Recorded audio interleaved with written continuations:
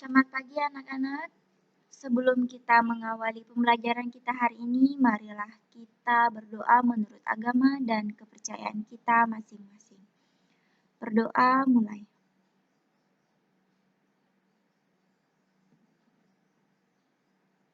Berdoa selesai. Nah, untuk selanjutnya, Ibu ingatkan kembali dimanapun kalian berada tetap menjaga kesehatan dan selalu berada di rumah. Jangan lupa untuk melakukan protokol kesehatan. Nah, pada pertemuan kita pagi hari ini, setelah kita membahas minggu lalu tentang perencanaan karir, hari ini kita akan membahas tentang pengembangan karir. Nah, terlintas di pikiran kalian apa sih itu pengembangan karir? Nah, di sini Ibu mengambil dua pendapat para ahli, sehingga bisa disimpulkan bahwa pengembangan karir secara umum itu diartikan sebagai upaya perubahan atau peningkatan karir pegawai dari suatu jabatan lain dalam ruang dan golongan berbeda. Sementara menurut dua pendapat para ahli ini bisa kalian sambil membacanya karena di sini sudah sangat rinci Ibu sampaikan. Nah, mengingat materi minggu lalu yaitu tentang perencanaan karir, di mana perencanaan karir itu proses penentuan rencana atau kegiatan-kegiatan yang dilakukan pada masa mendatang. Nah, ketika sudah ada namanya proses, kemudian rencana, sekarang kita memikirkan bagaimana mengembangkan suatu karir itu agar berhasil. Nah, dalam hal ini kita akan membahas tentang pengembangan karir karyawan itu seperti apa. Nah, saya ingatkan kembali untuk lebih jelasnya, bisa kalian sambil membuka buku LKS sambil mendengarkan Ibu menjelaskan pada pagi hari ini. Nah, selanjutnya kita akan membahas tentang tujuan dan aspek dari pengembangan karir. Nah, menurut Andre de Jurbin, pengembang karir itu membantu pencapaian tujuan individu dan perusahaan dalam pengembangan karir karyawan, yang merupakan hubungan timbal balik yang bermanfaat bagi kesejahteraan karyawan dan tercapainya tujuan perusahaan. Nah, berbeda dengan perencanaan karir tujuannya lebih kepuasan untuk kebutuhan individu dalam pengembangan pribadi pegawai. Nah, di sini sangat jelas, sangat berkaitan, di mana ketika sudah adanya rencana ataupun kegiatan di dalam karir karyawan, pengembangan karir ini bisa membantu pencapaian tujuan individu dan perusahaan, di mana adanya hubungan timbal balik antara perusahaan maupun karyawan tersebut. Nah, yang kedua di sini, menurut Saksono, di mana kesempatan untuk mencapai suatu hal yang berguna. Nah, ketika rencana ataupun tujuan kegiatan karir sudah ditentukan, maka dalam pengembangan karir ini kita memiliki kesempatan untuk mencapai suatu hal yang berguna bagi karyawan tersebut. Nah, selanjutnya kita akan membahas dari unsur-unsur pengembangan karir. Yang pertama, yaitu menurut Edwin B. Filippo menyebutkan ada 3 unsur yang harus diperhatikan dalam langkah penyusunan pengembangan karir. Yang pertama, yaitu menaksir kebutuhan karir. Dalam penyusunan program karir ini, secara individual merupakan unsur pertama yang dilakukan terlebih dahulu, karena justru unsur inilah yang sebenarnya akan sangat berpengaruh terhadap terwujudnya sasaran utama dari pengembangan karir. Nah, sebelum melakukan pengembangan karir, kita harus menafsirkan tujuan karir apa yang akan kita lakukan. Nah, yang kedua adanya kesempatan karir. Nah, setelah tenaga kerja didorong untuk menentukan kebutuhan karirnya, maka sudah sewajarnya apabila seseorang karyawan itu menentukan kesempatan karir yang dimilikinya, di mana dengan informasi misalnya tentang kesempatan karir yang ada dalam suatu organisasi. Maka setiap tenaga kerja dan calon tenaga kerja mengetahui dengan jelas berbagai kemungkinan jabatan yang akan didudukinya. Yang ketiga yaitu ada namanya penyesuaian kebutuhan dan kesempatan karir.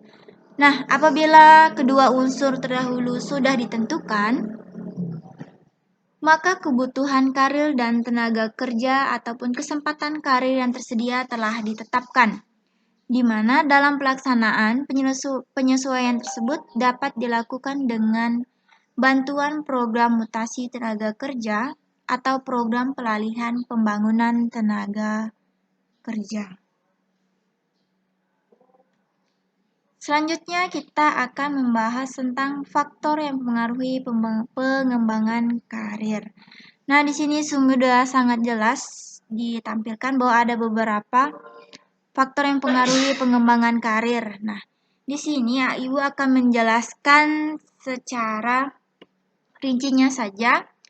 Yang pertama akan menjelaskan tentang hubungan pegawai dengan organisasi. Nah, dalam situasi ini, pegawai organisasi berada dalam hubungan yang sangat menguntungkan. Ada kala pegawai yang sudah bekerja baik, tetapi organisasi tidak mengimbangi prestasi pegawai tersebut dengan penghargaan sewajarnya, maka ketidakharmonisan terjadi antara karyawan dan organisasi tersebut. Yang kedua, kita akan membahas ada namanya personalia pegawai, di mana manajemen karir pegawai terganggu karena pegawai yang punya personalia yang menyimpang, misalnya saja terlalu emosional, di mana terlalu ambisius untuk melakukan perubahan di dalam perusahaan tersebut. Nah, apa yang ingin dia sampaikan tidak sesuai dengan aturan-aturan yang ada di lembaga perusahaan tersebut misalnya. Nah, hal ini akan menjadi sulit dibina karir atau kemampuan yang dimiliki oleh pegawai tersebut. Di sini lebih terjadi kesenjangan sosial antara organisasi perusahaan atau pegawai ataupun karyawan yang ada di dalam instansi organisasi tersebut. Nah, yang ketiga kita akan membahas tentang faktor eksternal, di mana semua aturan dalam manajemen karir di suatu organisasi menjadi kacau lantaran ada intervensi dari pihak luar. Seseorang pegawai yang mempromosikan ke jabatan yang lebih tinggi. Nah, hal inilah yang sangat merugikan bagi organisasi atau perusahaan tersebut. Karena sesuatu karyawan akan lebih mementingkan jaminan ataupun jabatan yang lebih tinggi di tempat organisasi atau perusahaan yang lain. Nah, di dalam hal ini perlu banyak kompromi ataupun saling bertukar pikiran dengan karyawan maupun organisasi tersebut, mencari solusi apakah perusahaan tersebut akan mempertahankan atau memberikan jabatan yang lebih tinggi kepada karyawan tersebut, ataupun perusahaan tersebut akan tetap membiarkan karyawan tersebut untuk keluar dari suatu organisasi yang telah dicapai sebelumnya. Nah, yang terakhir kita akan membahas tentang politicking. Nah, politicking ini dalam organisasi, manajemen karir pegawai akan tersendat dan bahkan mati bila faktor lain seperti intrik-intrik, kasak-kasak, hubungan antar teman, nepotisme, feodalisme, dan sebagainya. Nah, bisa kalian lihat di buku LKS-nya sambil membaca, kira-kira apa sih itu intrik-intrik? Nah, mungkin sangat ataupun ada yang sudah mendengar apa sih itu intrik-intrik. Ibu akan menjelaskan apa itu intrik-intrik. Nah, intrik-intrik itu bisa diartikan sebagai penyebaran kata bohong untuk menjatuhkan lawan. Misalnya, adanya kesenjangan sosial dalam suatu organisasi. Misalnya, dia diberikan jabatan atau pangkat yang lebih tinggi dengan jangka waktu yang sangat singkat. Nah, hal ini akan menyebabkan kecemburuan sosial di antara karyawan-karyawan yang lainnya. Nah, kemudian ada namanya kasak-kasak.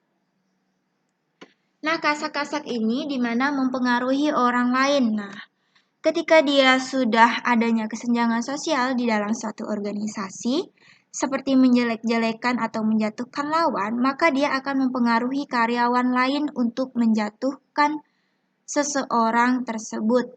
Nah, untuk yang lainnya, faktor-faktor yang lainnya bisa kalian baca sendiri di dalam bukunya. Jika ada kurang jelas, silahkan kalian untuk menanyakan kepada ibu secara pribadi, ke sekolah, ataupun chat melalui WA.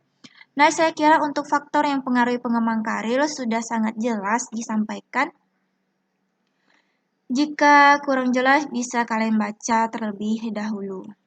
Nah, selanjutnya kita akan membahas tentang apa sih manfaat pengembangan karir. Nah, di sini dibagi menjadi dua, bagi organisasi dan bagi pegawai. Di sini salah disampaikan, maaf. Di sini seharusnya itu yang pertama itu bagi organisasi, nanti Ibu akan ralat. Bagi organisasi itu menjamin ketersediaan bakat yang diperlukan. Yang kedua, mengurangi frustasi pegawai. Yang ketiga, meningkatkan kemampuan organisasi untuk mendapatkan dan mempertahankan pegawai yang berkualitas. Nah, di sini sudah sangat jelas dikatakan, bisa kalian baca sendiri.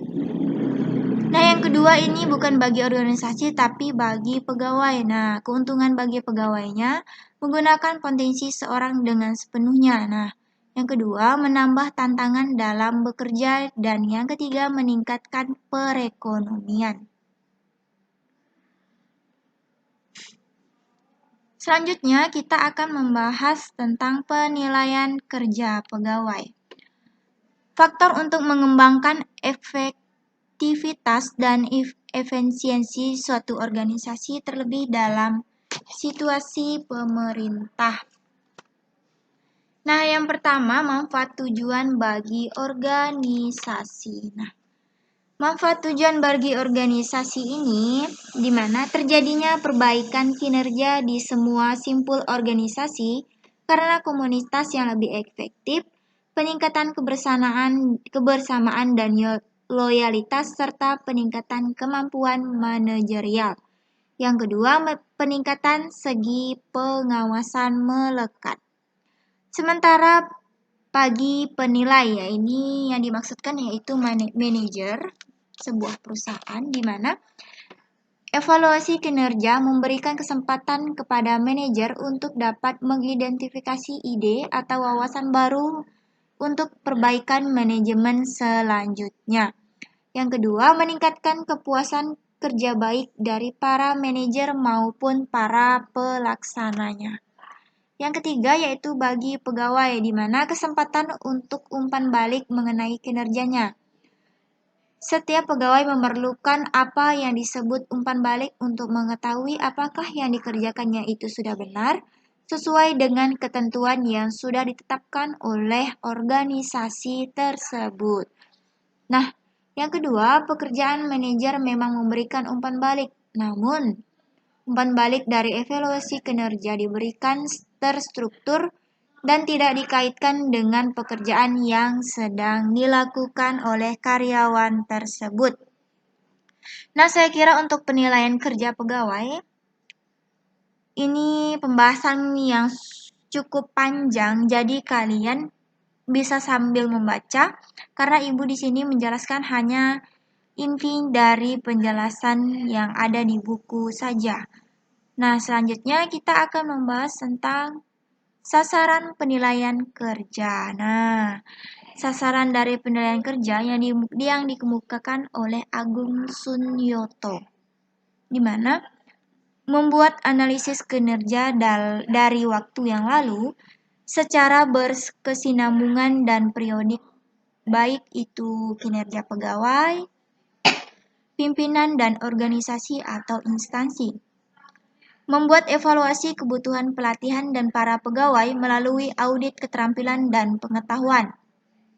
Yang ketiga, menentukan sasaran dari kinerja yang akan datang dan memberikan tanggung jawab perorangan. Nah, untuk sasaran penilaian pekerjaan, saya kira kalian bisa lagi-lagi saya ingatkan sambil membaca karena ini materi memang sangat susah untuk diartikan atau materi yang sangat panjang sekali. Nah, selanjutnya kita akan membahas prinsip dasar penilaian kerja di mana fokusnya adalah membina kekuatan untuk menyelesaikan setiap persoalan yang timbul dalam pelaksanaan penilaian kinerja. Nah, yang kedua selalu didasarkan atas suatu pertemuan maksud saya. Misalnya dari hasil diskusi antara pegawai dengan penyelesaian langsung. Suatu diskusi yang konstruktif untuk mencari jalan yang terbaik dalam meningkatkan mutu dan baku yang lebih tinggi. Nah, yang ketiga, di mana suatu proses manajemen yang dialami jangan merasa dan menimbulkan kesan terpaksa. Nah, sekian penjelasan dari Ibu pada pagi hari ini. Mungkin penjelasan Ibu terlalu cepat ataupun kalian susah memahami, silahkan nanti kalian komen di kolom komentar YouTube yang akan Ibu upload. Ataupun kalian bisa mencari sumber-sumber lain mengenai pengembangan karir pada hari ini. Jika ada pun kata-kata yang salah dalam penyampaian, kita bisa saling berdiskusi satu sama lain. Nah, saya ucapkan selamat pagi dan jangan lupa untuk terus menjaga protokol kesehatan.